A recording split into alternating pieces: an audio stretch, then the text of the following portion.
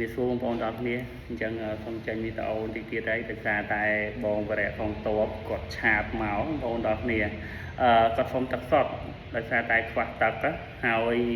ភាសានេះអត់ហ៊ានចេញវីដេអូអីទេដោយសារតែយើងធ្វើច្រើនអញ្ចឹងក៏ចេញវីដេអូនេះគឺចេញអរគុណតែម្ដងអរគុណអ្នកដែលគាត់ចូលរួមដោយសារតែខ្ញុំឆាតទៅគាត់ផ្ទាល់ណា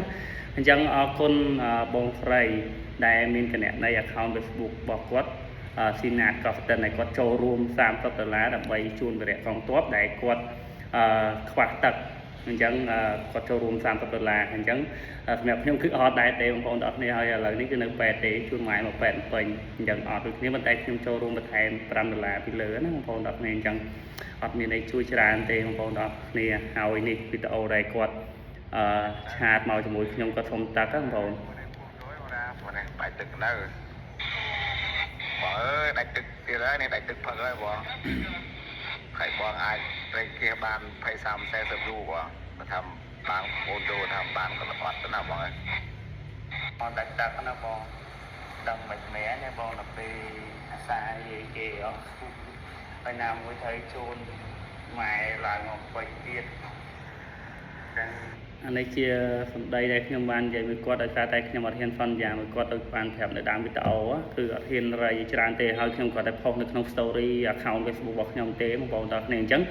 ក៏ចេញវីដេអូនេះដើម្បីអរគុណសម្រាប់បងស្រីស៊ីណាតកូស្ទិនដែលបានប្រាប់អញ្ចឹងឲ្យគាត់ដឹងថាខ្ញុំបានយកថាវិការរបស់គាត់ហើយចូលរួមបន្តទៅឲ្យវិរៈកងទ័ពអញ្ចឹងណាបងប្អូនទាំងគ្នាអញ្ចឹងមានតែពីអរគុណទេហើយសម្រាប់បងប្អូនទាំងអស់គ្នាបើសិនជាចង់ចូលរួមជួយជាទឹកចាំខ្ញុំតម្លាក់ QR code របស់គាត់ផ្ទាល់ក៏បានដែរបងប្អូនទាំងអស់គ្នាអញ្ចឹងមានអីទេមានតែចូលរួមជួយតិចក្តីច្រើនក្តីហើយនិយាយទៅអរគុណមែនតើអរគុណបងស៊ីណាតក៏ស្ទើរគាត់ឆាតទៅគាត់ភ្លាមគឺគាត់ចូលរួមភ្លាមតែម្ដងមានតែពីអរគុណទេបងប្អូនទាំងអស់គ្នាអញ្ចឹងកុំភ្លេចជួយ like share ទៅដើម្បីលើកទឹកចិត្តឲ្យ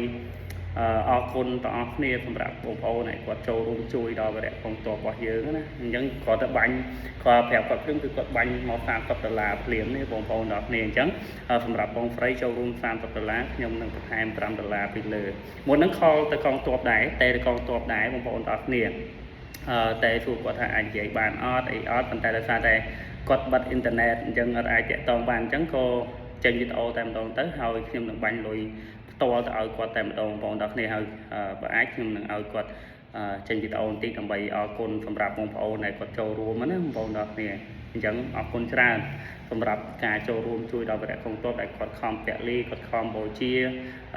ការពារសម្រាប់ជាតិមាតុភូមិនិងប្រជាជនយើងទាំងអស់គ្នាណាអរគុណច្រើនមែនទែនសម្រាប់ការចូលរួមអញ្ចឹងអរគុណច្រើនគ្រប់ជំរាប